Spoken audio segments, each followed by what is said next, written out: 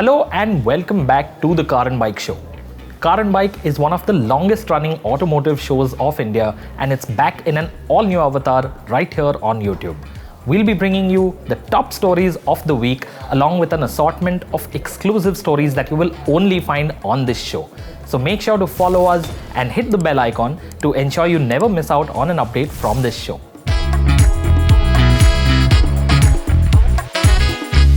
Alright then, it's time to get you some of the top stories of the week. This time we begin with the Maruti Suzuki EVX. You've heard that name at the Auto Expo 2023 because it is the name of Maruti's upcoming electric SUV, which has finally been seen in production form for the first time. The EVX is a vital model for Suzuki as it will be the first battery-powered vehicle from the Japanese brand for the Indian market.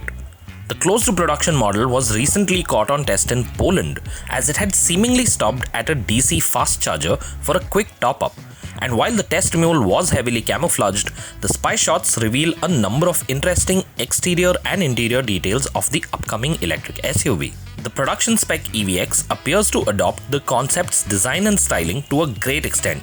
At 4,300 mm in length, 1,800mm width and 1,600mm in height, it will slot neatly into the compact electric SUV space. A peek inside the close-to-production EVX reveals the presence of a twin-screen setup as well as a rotary controller positioned on the center console.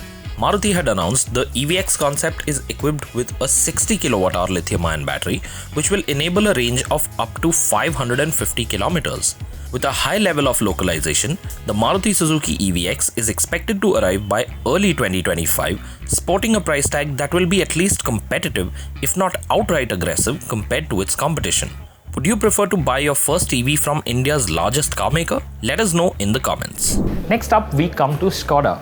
Now, Skoda has previewed the second generation of its flagship SUV, the Kodiaq, and we've got some vital specifications ahead of its unveil later this year. The biggest SUV in the Skoda lineup is set to receive its biggest upgrade yet as it transitions into its second generation. Skoda has previewed the new Kodiaq ahead of its world premiere later this year, and while the camouflage remains firmly in place, we now know the second-gen model will grow in length to over 4,750mm, which will translate into increased interior space. The new Kodiaq will continue to be offered overseas in 5 and 7 seat forms, with boot space ranging from 340 litres to 910 litres depending on the variant. Key features of the new Kodiaq will include 9 airbags, a 12.9-inch touchscreen infotainment system, a head-up display, and a steering column mounted gearshift lever.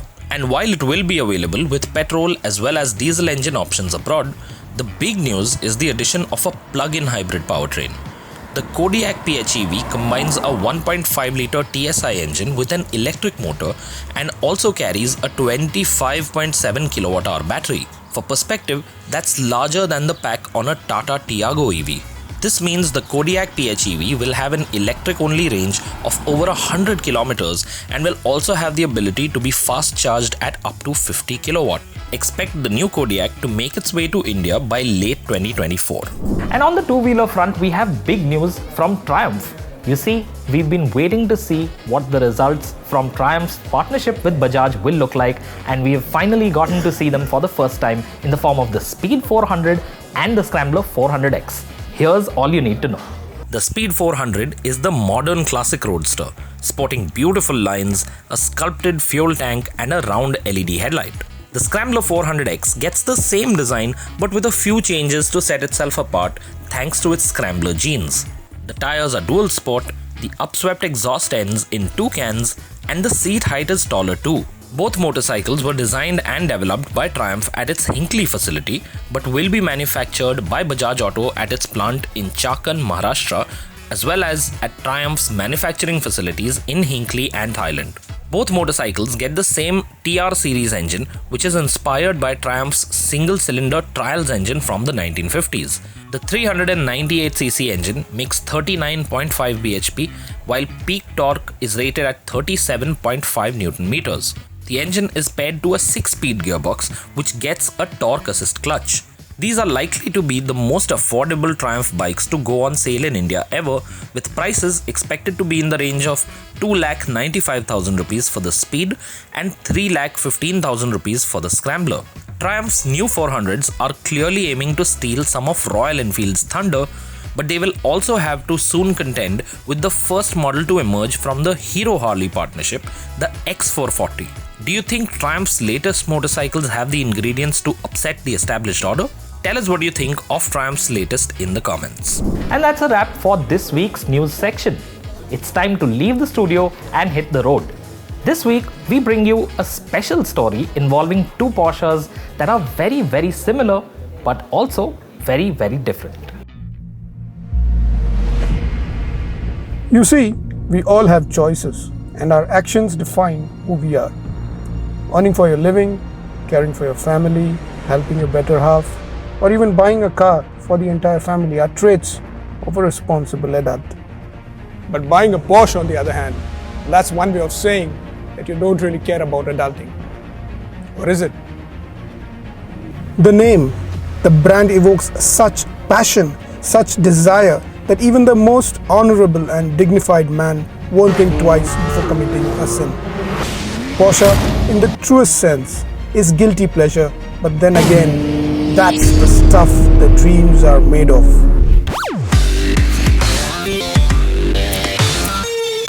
Fortunately, back in reality, Porsche has an answer.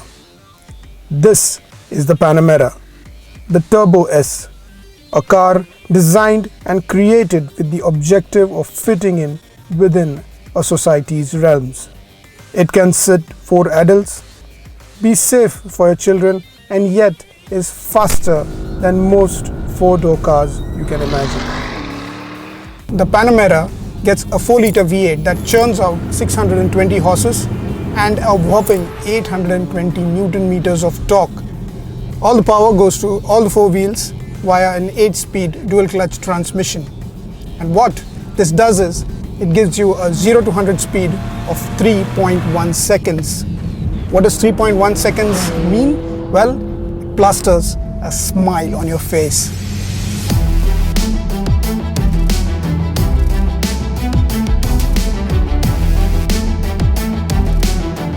Driving a Panamera is a very different experience. In a lot of countries, this gets compared to either a Mercedes S-Class or a BMW 7 Series, but I can tell you, this drives very, very different. The steering wheel is heavier. It gives you a sense of control without making you feel tired. It is actually quite confidence-inspiring. And the biggest difference is that despite being a big barge, it doesn't drive like a big barge. It's nimble, it's agile, and it feels much, much smaller. It's a lot of fun, and it's a Porsche in its truest sense. While looks are subjective, there are not many out there who might not get excited looking at a Porsche Panamera Turbo S. The long sloping bonnet, the LED headlights with signature 4-point LED spotlights grab attention. At the same time, the 21-inch wheels, sloping roofline and connected LED taillights give it a bold stance. Step inside and you will be welcomed by a super premium cabin wrapped in soft touch leather and high quality wood inserts. The front seats get a 14-way power adjustability, while the rear seats come with folding center armrest. You will also see the signature Porsche clock on the dashboard, along with the touchscreen infotainment system, sports seats, multifunctional steering wheel, and a head-up display. And it makes you feel special. I don't think there is any other car that can drive so well, make you feel so special, and yet have maturity and responsibility tag going so well within. Or is there?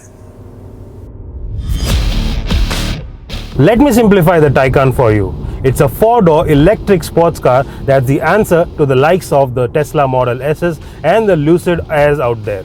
So yes, it is the more mature progression for sports cars to go electric. Now, this too can seat 4 people, not as comfortably as the Panamera does, but yes, you can have 4 individuals in this car in relative comfort. And if long distance driving is what you are concerned about, how does 467 kilometers on a single charge sound? In case you are wondering if the Taycan will be able to match the performance of the Panamera's V8, let me tell you, this too is a Turbo S. 750 bhp from the twin electric motors that take you from 0 to 100 kmph in under 3 seconds. And then there is the handling that you would expect from Porsches. Now let me tell you, the Taycan is quite scary. Imagine you're coming out of a corner and your body is still just halfway out of it, but the Taycan is inches away from the next one. That's how fast this car feels.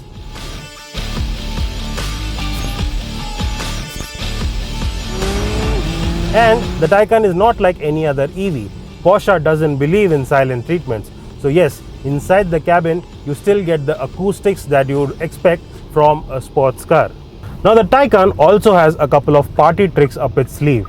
Now one of them is this light control roof, which can be controlled by this touch panel over here, and that allows you to control the level of tint that you want on the roof.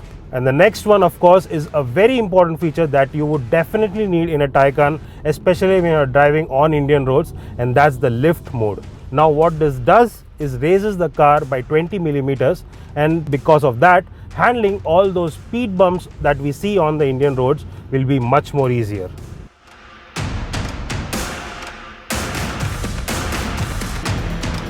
The horizontal design of the dashboard gives you that wide perception, while the 16.8-inch curved display gives you access to all in-car controls, including driver mode. And yes, the Taycan too gets the signature Porsche clock on the dashboard. But the similarities don't just end there. Both these Porsche cousins also come with a similar price tag. In a nutshell then, be it the conventional petrol-powered Panamera Turbo S or the all-electric Taycan Turbo S, in essence, both cars are quintessential Porsches no matter which one you end up driving. The only thing people will know is that you have arrived, and adulting can't be better than that. After the tale of two Porsches, now it's time for the story of two Suzukis. Both of them are 250cc motorcycles and capable of doing a lot of things. Now, this is the V-Strom and the Suzuki Gixxer SF 250. Janak and I recently went out with them to find out which 250cc motorcycle is the one that you should buy. Check out the video.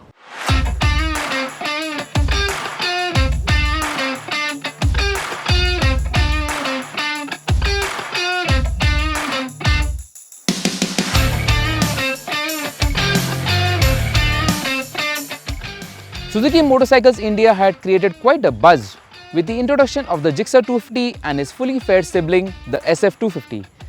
Powered by a quarter-litre engine, this mill has been praised for its smooth and refined nature and also for its performance.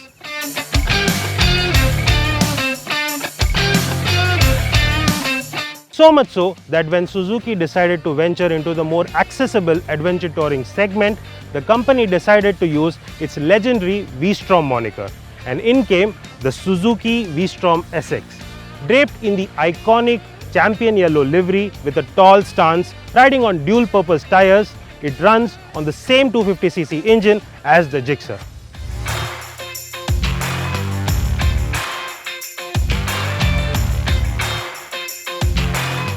Now before you ask why these two bikes, let me answer the question right in the beginning. The Gixxer is here because it not only looks fast, but it goes fast too. And secondly, it is more popular than its naked sibling.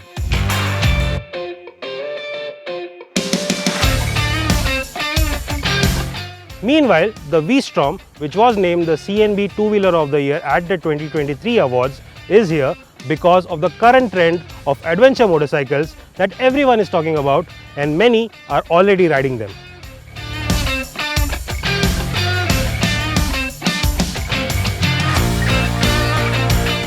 So the question is, which is the better Suzuki of the two, and more importantly, which bike is better suited for you? The answer to that is what we aim to find in this video.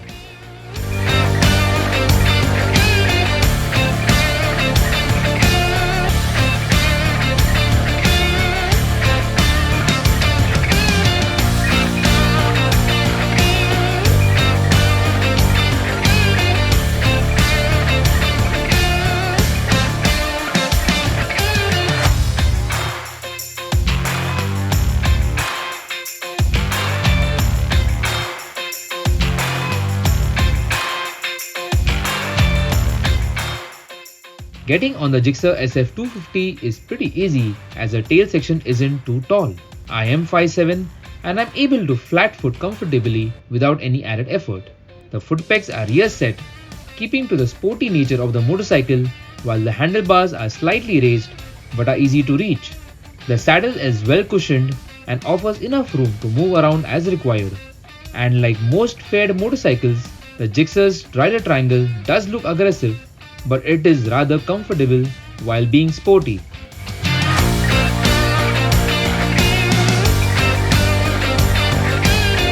As for the V-Strom, getting onto the bike requires a little bit of effort due to the taller tail section. Now Session here is 5'9" tall and once astride is almost able to flat foot, but not comfortably. He needs to shift to either side in order to achieve a secure footing. The foot pegs here are near neutrally positioned, while the single piece handlebar is tall and wide, offering maximum leverage to steer with minimum effort. The seat here is slightly softer, but again well cushioned with contouring for under-thigh support. The overall stance on the V-Strom is mostly upright, is easy on the back and shoulders, thus providing a comfortable ride.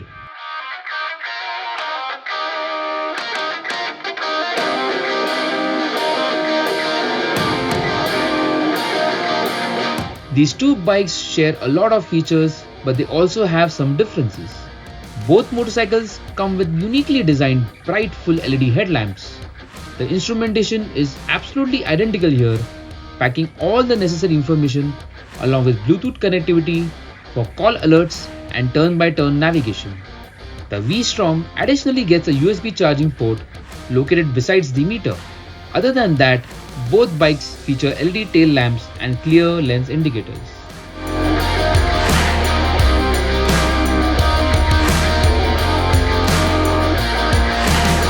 In the flesh, both the motorcycles seem to have nothing in common, but under the skin, they share the same 250cc platform with near identical specs. However, it is more to do with the other factors that differentiates them. In the V-Strom's case, running a slightly larger sprocket at the rear along with dual-purpose tyres, this adventure tourer motorcycle offers more grunt at the start of the rev band at the cost of reduced top speed.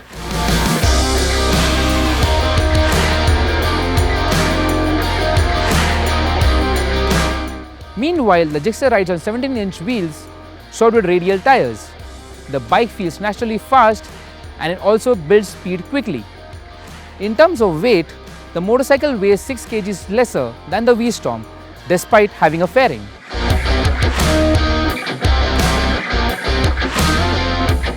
For cycle parts, surprisingly, both bikes get the same setup for the suspension and brakes. A telescopic front with the same travel and a monoshock at the rear. Sporting a 19-inch front, the V-Strom benefits with more ground clearance, which is useful when riding on B roads or bad roads in general. Meanwhile, there isn't much to complain about the brakes, as they do an impressive job of shedding speeds effectively.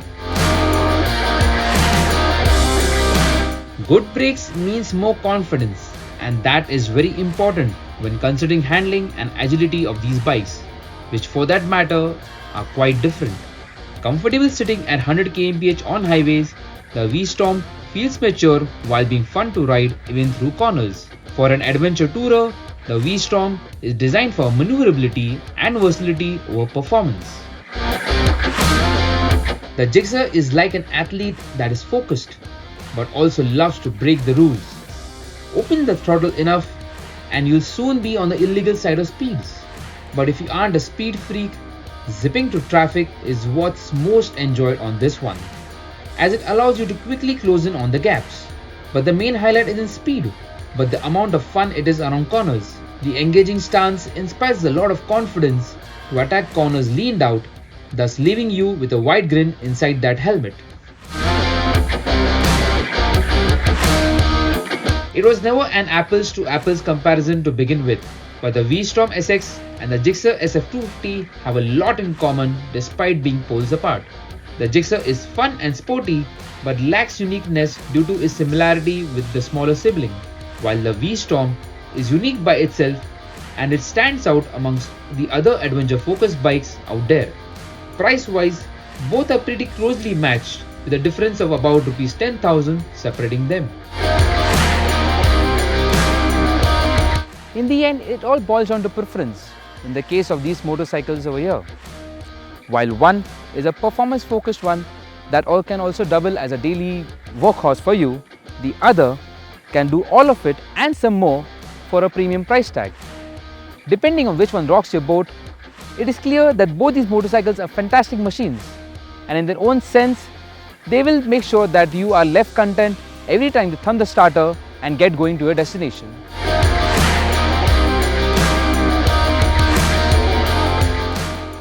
So that's it for this week's Car and Bike show. Let us know in the comments which one was your favorite, and if you have any feedback for us, let us know on that as well. Until then, buckle up, strap up that helmet, and always drive and ride safe.